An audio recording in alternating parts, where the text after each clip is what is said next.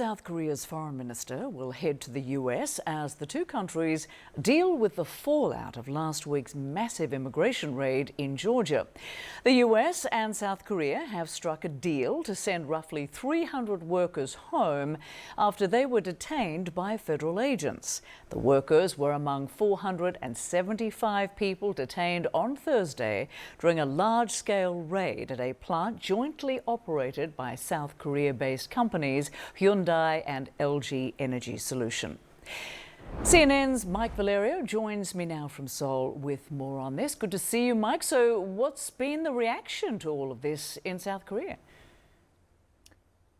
Rosemary, I think the best way to capture the reaction is to describe people being astonished to see the treatment of their citizens. And really, I think that there is, from the people we talk to on the streets of Seoul, when we're looking at social media and opinion columns in the newspapers, there certainly is the understanding that every country needs to uphold its immigration laws.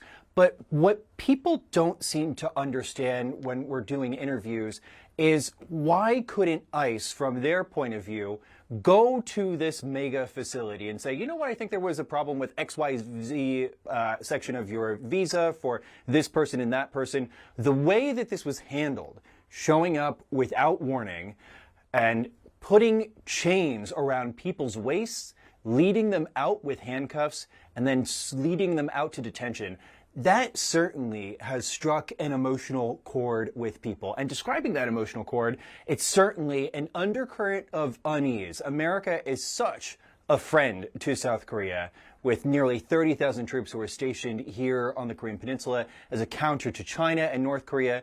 Trade and cultural ties very strong.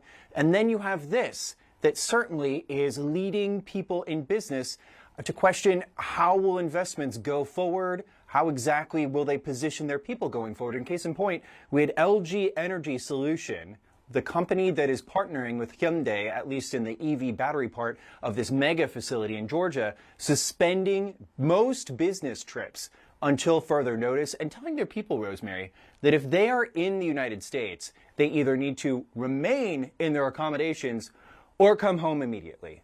And as we wrap up here, the broader context of this all happened fewer than 2 weeks after South Korea's president, Lee Jae-myung, was in the White House, in the Oval Office, having a good meeting with President Trump, touting all of the investment possibilities of how South Korea could help make American manufacturing and industry great again. So when you have this unfolding, certainly officials here in Seoul are trying to resolve this as quickly as possible. We do see President Trump posting on Truth a few hours ago, saying that all foreign international investment is welcome.